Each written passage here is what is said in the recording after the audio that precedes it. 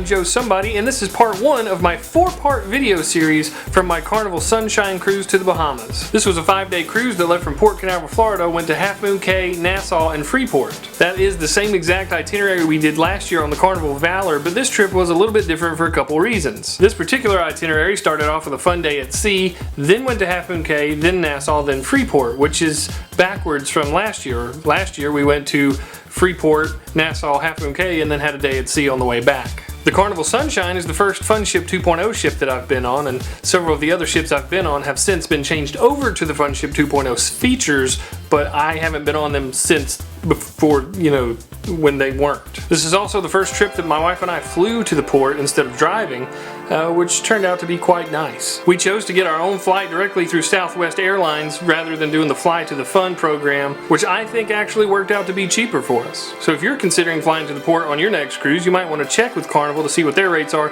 and then go compare it to Southwest, Spirit, and some of the other ones, because flying is getting cheaper.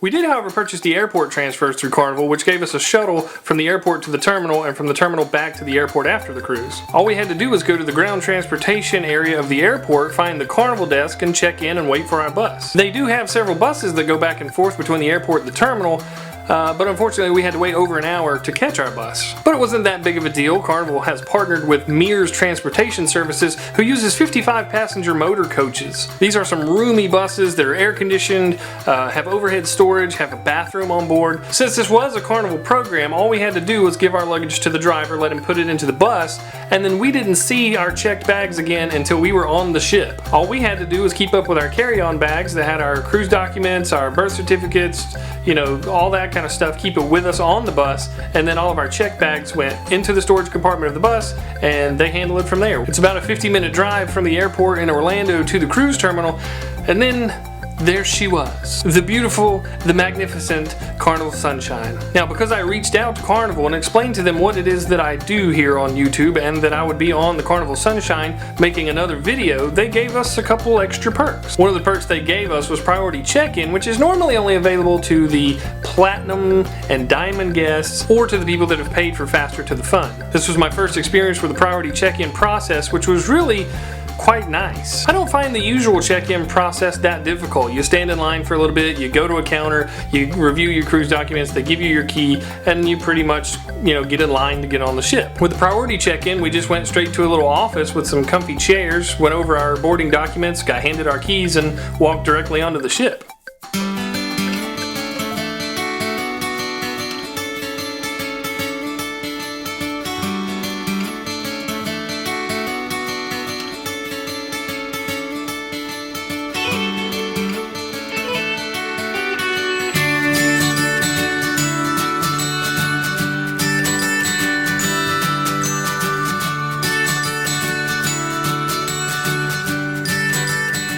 By the time we got on the ship, it was like 2:30 p.m. and we were both starving. All we really wanted to do was make our way to our room, drop our bags, and go and get something to eat.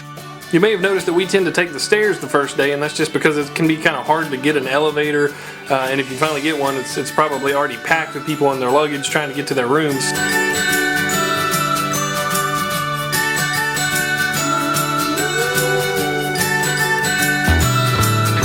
Our cabin on the Carnival Sunshine was absolutely perfect.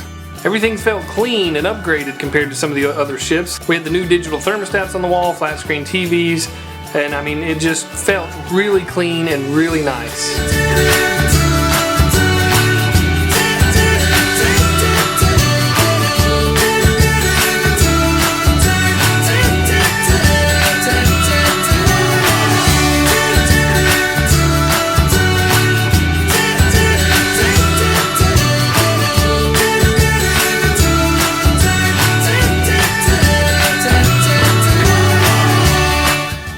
course, there was the gorgeous balcony.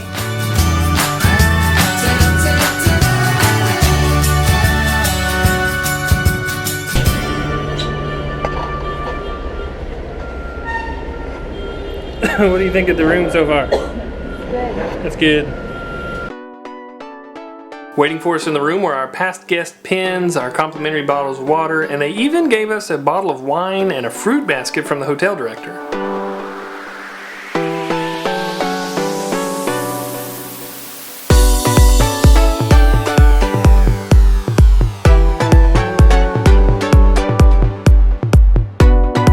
Now I'm sure I'm not the only one, but I really love the smell of the soap and the shampoo on Carnival ships. After that, it was off to the Lido marketplace to get some lunch. I want to share this little tip for you about the Carnival Sunshine. The Lido marketplace can sometimes be a busy place. There's, lines of food and people walking around everywhere, and a lot of the seats fill up pretty fast, especially along the sides where the windows are. But if you go around to the back of the Lido marketplace, through the hallway like you're going to the elevator, and go through the doors into the Havana bar, it opens up. You've got the Havana bar there in the middle, and then there's just tons of seating in there all the way to the back of the ship, which the very back is lined with windows, and that's just a kind of a tucked away place that you can take your food from the Lido marketplace into the Havana bar and get a good place to sit and eat, and it's not quite so busy and crowded. I actually don't think we even sat in the Lido marketplace. I think every time we got our food, we went into the Havana bar and ate. So there's a little tip for you. By the time we finished eating, it was pretty much time for our muster drill, and so we were like, well, let's just go ahead and go early. There's a big mistake. You really don't want to go to your muster station early, because if you're the first one there, you're going to be jammed up against the wall. They're going to line people up in front of you,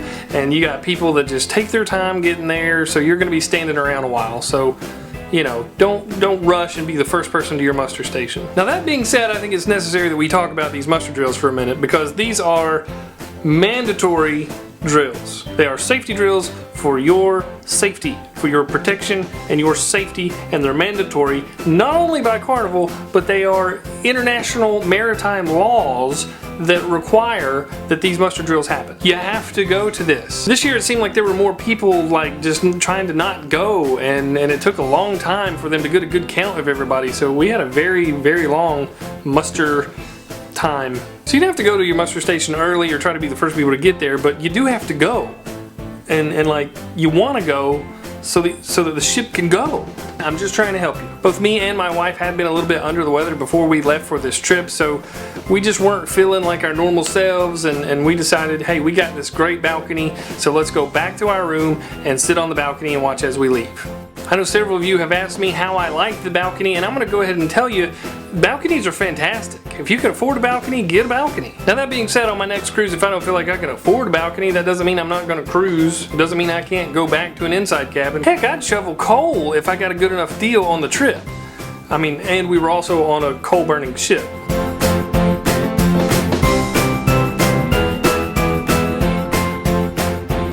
It's an interesting predicament when you realize you gotta go to dinner in an hour, you don't have your bags. So do you go to dinner, wearing beachy, regular clothes, or do you wait on your bags, or do you go to dinner in the Lido? What are you supposed to do? Between us being a little under the weather and feeling like we really needed the vacation, the tone of this trip was a little different than the previous ones. It was a little more calm, a little more relaxing, less like deck party and more relaxing.